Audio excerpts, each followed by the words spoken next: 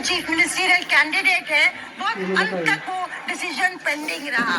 वो आपका आर्टिकल मैंने पढ़ा था जो आपने लिखा था इसके ऊपर।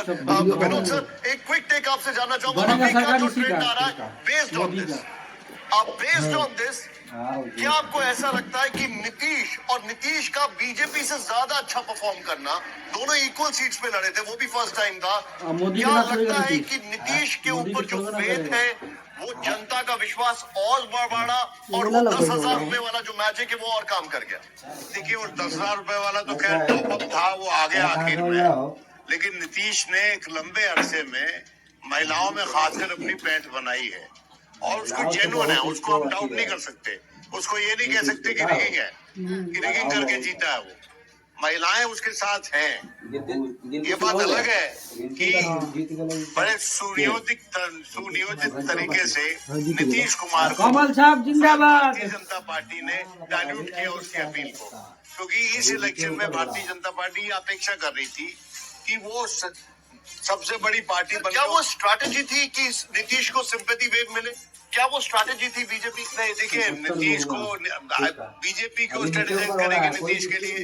बीजेपी तो सोच रही थी कि इस बार पालकी से उतरकर अपने दम पे सरकार बना लेगी, लेकिन वैसा हुआ नहीं, आंकड़े से नहीं लगता।